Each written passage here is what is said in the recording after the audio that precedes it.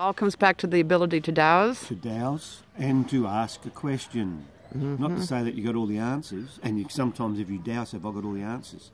It'll tell you yes or no. Yeah. And radionically, the dial is from 0 to 100, and I treat that as a percent. So if you say a yes can be from 51% to 100%. So usually on my radionics, I aim for about 90-95% yes, so you know it's a strong yes. Yep. So when we've been dowsing, we say, is it appropriate to put out the preps physically, or can we just top up with a radionic? Yep. Now, we have heard that a lot And you do a farm map or plot by plot? Yeah, farm map, and I can put the 3 farm maps or 4 farm maps together. Yep. But the physical needs to go out, and then the radionic just enhances that, magnifies that physical. Yep. I hear so often that people, well, yeah, I put on 2 prep sprays a year. Well, it's really, you're piddling in the wind. You really need to be enhancing. Well, you need your soil biology to be cooking first for it to really. I just got a letter this morning from Julia Wright, the professor at University of Coventry University, and she just came back from Brazil, visiting with the universities doing agro homeopathy. Oh, wow. Yeah, and she said it's amazing how many farmers in Brazil are using dowsing. That's wonderful. It's tuning us into the environment. Yeah. And we're doing it together. Yeah. You touched on the agro homeopathy part. Well, I'm really having a big effort this year to replace my chemical sprays in a trial block. You know, we're not going to step off the deep end just yet. But using agro homeopathy reagents. And your main thing is for fungus, right? Yeah, fungus. But the chap that's helping me out of New Zealand suggests that we've got to change the whole environment. Yeah. So we're empowering the soil and the plant to defend itself. So isn't that kind of what quantum agriculture system's about? Building up that whole environment first before we start really knocking it out with radionics. So we can't do it if we just come out of a bad place. So we've been doing a lot of mineralising, we do a lot of biology sprays, BD, and this will put the cream on the cake, and I think maybe succuss or build the frequency on the farm. That's right. Also, we're looking at maybe putting intent out there to put a blanket of protection, whether it's from the heat. So you can think it's like we all think of a blanket as in an electric blanket. Well, it hadn't got any electrical things, but it keeps you nice and warm. So we're aiming to do that. You're going to do an air conditioning blanket. Yes, yes. So a little air conditioned dome over the whole farm. So it's going to be quite. This workshop has really empowered me to go out and try different things, and things flash at you. Yeah. So these little flashes are really what we build our farming practice on. A new idea, but it usually resonates with your body first. And so, how often have we got something that we say, oh, we should do that, or we should have done that, and you have a regret? These little messages are sent to us. So when I'm driving the tractor, I like to try and do the whole farm. So if I'm putting out BD stuff or mowing, turn the radio off and just observe, but put out connection with the farm, the trees. So things dawn on you, well, that's that connection. So that's always I'm inviting you to look at when you write your intentions, because of course we have the generic intention with the field broadcasters, languaging, and always have it in the positive. Because I've worked with people in writing their intention, and I don't want, and I said, wait a minute. Yeah. What do you want?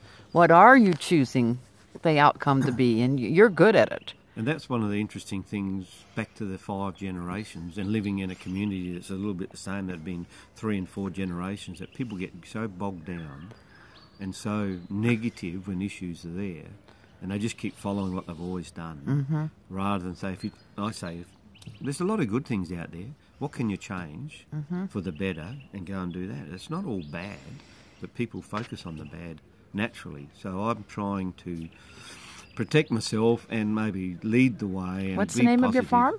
Elamata Orchards. Elamata, oh, that's beautiful. I never knew that. Yeah. So one of the things that you're noted for throughout Australia is having the sweetest cherries and the best tasting apples. And I know that reputation all over Australia. And I really want to talk about what's happening to the industry, and because you and I've talked about it. It's what I call, failure of success. Yeah. So do you want to talk about that a little bit?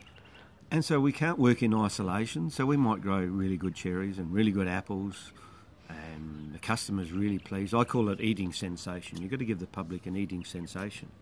And what we're finding over the recent years that the hierarchy in industry put up projects which involve consultants out of New Zealand, and it's all about tonnage. It's got nothing about quality. Mm-hmm. It might have to do with pack out, means that they're nice and red, but they're not talking about fruit quality as in the eating sensation. So consequently, production's gone from somewhere like 35 to 40 tonnes per hectare up to 100 tonnes. Wow. And it's volume. That's all driven by nitrogen? Yeah. So with nitrogen goes your flavour. So the last field day really resonated with me, and it just really upset me. This is not where we should be going. We shouldn't be pushing them with potassium and nitrogen. We shouldn't be pushing the other little bad things, the tools that they're using, which tend to be on the hormonal side. So I don't do any of that.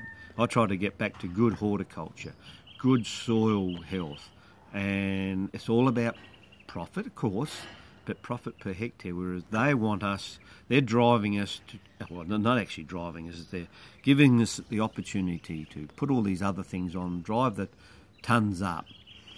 But how's the soil health on those farms? Yeah. And we're looking at and the fruit quality's deteriorating, and consumption's gone. That's it. That was what I was intrigued by what you said. They've now made such flavorless apples by this overproduction that they're losing the consumer. Yeah. The consumer doesn't want to buy an apple that has no taste. You can't blame them. And you go to a supermarket and everybody goes to a supermarket now and buys their produce, but when you really get down to it, it's not the supermarket's fault. It's just that our methodology of growing that fruit has lost the goal of the consumer, that they want a lovely apple. Yeah. Well, then if you lose your consumer, you lose the industry. Yeah. So we're, having just been to Chile, working with cherry growers over there, I gave a talk to a research station about four years ago, and they've evolved, that they've set up a new project with the university of doing a sustainable and eco-friendly farming and landscape project, and trying to do, say, a small farm. Their object is that we as a population have lost the ability to farm, so they think that they'll probably go into a smaller farming lot with mixed. It can be vegetables, it will be fruit, it'll be nuts, it'll be that complete thing. But out of that, they said we've got to drive connect with our family that's using the food that we use. That's right. That's what local from the farm is so popular throughout the world now. Yeah. Didn't you tell me your employees, they want to know where they're eating from, your woofers and backpackers, they want to know where their food's coming from? That's particularly the young ones out of Europe, that they're really concerned on the safety of their food. Has it come from a feedlot? Has it come from a battery chickens? Have we put a lot of poison on? And I was really surprised, because the majority of them were on the same wavelength, that the younger people are starting to question some of the old farming techniques that may not deliver the best flavoursome food and safe for you. And safe lifestyle. I mean, how many people have gotten out of farming because their kids got cancer from the chemicals they were spraying? And chemicals, we don't want to bash the chemicals all the time because they've got us here, but now's the time we've come a little bit more affluent, we're thinking a little bit more, we're observing that the flavour's disappearing and the shelf life is disappearing, so now we need to change the model. Oh, and also the soil life is disappearing. Yeah. I mean, when you think about the farms around you that haven't been following these remineralization or any of the soil testing, and I mean, they're not going to have soil for those trees in 10 years. And that's our It's going to be stripped. That's our future. So one of the things that Eduardo in Chile, he's aiming at the small farmer. I said, look, that might be fine. They want to do it by hand. I said, yeah, but we've got to come up with a farming method for large scale. So what do they need to do? And a lot of the Chilean soils were wonderful, deep, alluvial, but they got no life, they got no worms, they got no slaters, they got no aggregates, they had no grass, they had no life in their soil, so they're putting it on in a bag. So we got to that's where we really should be aiming, on how the bigger farmers can farm more sustainably and build their soil. And the people that spoke this week have been doing what we've just said. They are showing farmers how to enliven their soil with biology. And my favourite one is green manures or mixed sward, that you're bringing different nutrients, which are affecting different biology streams as a package. You can't just say that's one, put in radish and you'll live happily ever after it. No, it's a mixed and the photos of your farm is you keep the ground covered. Yeah. That's, I mean, he just wrote an article on ending global warming, and it says no bare earth anywhere. That's what, that's contributing more than anything. So you have those ground covers. Andre Loy, I wanted to tell you, at his lychee farm, he's got amazing ground covers. Of course, he's been out of the country for 8 years working with iPhone, but his ground covers, and he's been setting up predator insect habitats. So it's not any one part of it. It's not the radionics. It's not the biodynamics. You know, one helps the other. Biodynamics enhance it, but if you haven't got the remineralising and the ground cover, green manures, there's a succession of, you need to do this before you can do that. But it's not that hard.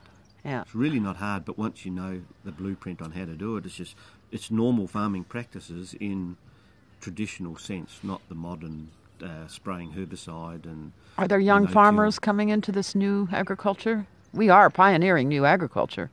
I mean, I'm not seeing it yet in my industry. There's a lot of middle-aged young fellas, but we're in that ebb and flow of generations. Now there's a big burst when I came through from the baby boomers, and they're sort of thinning out a bit, and some of us have girls, and that's fine. I know, I love your daughters. But I want them to come into a profitable, wholesome farming thing, and that's not really out there. So I suppose being an Nuffield scholar, and I'm a bit dogged on trying to create a new farming method or a new model that is easy to implement and everybody feels comfortable doing it. We can't make it so extreme that they really can't do that, or bizarre.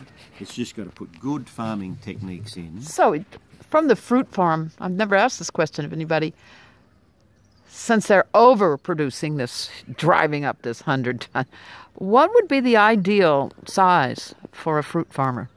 Say apples or cherries. Well, that'll depend on your farming family, sons, brothers, who's in there. We do a lot of, on my farm we do most of the yearly stuff just with 2 or 3 workers and myself, and then we bring in seasonal people. So we might have 60 or 70 people there for a couple of months. So that really drains, and so they're on $25 an hour, that really drains the coffers.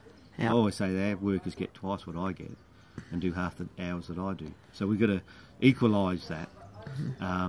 Well, you know, our audience is global, so I'm curious. I know some young people. I can't give you an easy answer on that, but I think the farmer needs to be out in the field farming, not in the office directing other people. And that's what I noticed in Chile. The owner, he's never to be seen. No. He's a big businessman in Santiago. Then they'll have big farm managers. They'll have agronomists directing, and I never work with the workers because they're quite itinerant workers, and they're slow. I saw one field being planted with cherries, and there was probably 60 or 70 people out there with spades planting them by hand. Very slow. On my farm we do it with 4 people, a tractor and a planter, and we'd probably plant more than them in a day. It's like who you're working for. By being bigger, can you control it yourself? Some of the size of farms do it with machinery, and that's fantastic. Like almond farms can do a lot, earn a lot just by 1 or 2 people, whereas because we do so much handwork, it's all prune by hand, thin by hand, pick by hand, rip the shoots by hand. We need hands. The KGB system, would it work with any other fruit besides cherries? I believe so. Here the boys have been talking about avocados and lemons. The concept can be rolled out. Just remove the big limbs and allow that vigour to go into the rest. Apples? Yeah.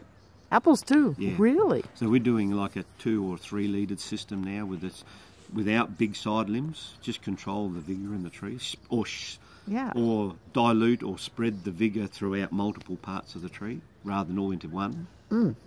So it's kind of fun. Once you click onto it, it's not that hard. So I try to teach observation, that you can look at the tree and say, there's a big limb, that's the one, and that could be a side limb or a vertical limb. And what's the new growth doing? What's the leaf size? What's the buds? How happy is the tree? And it's just observation, and then it can be applied to any system and any tree crop really.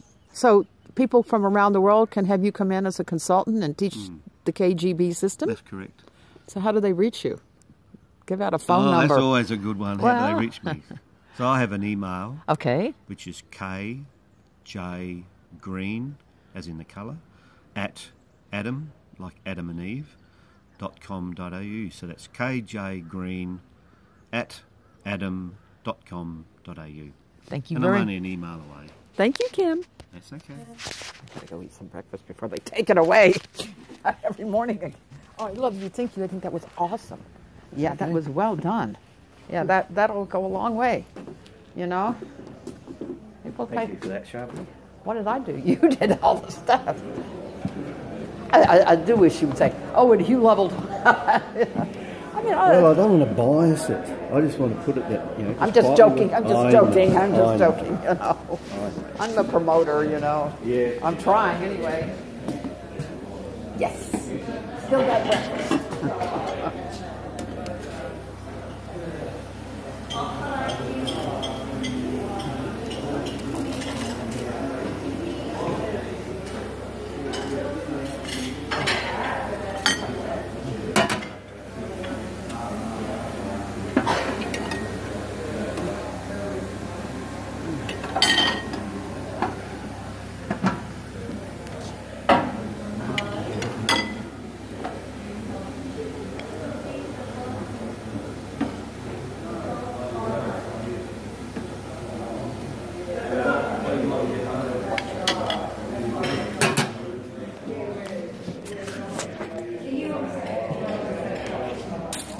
Morning, Michael.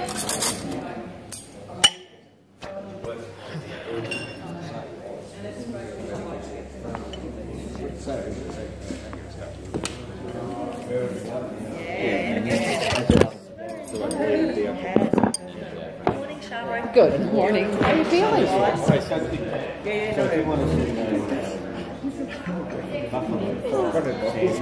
Just one or a cup.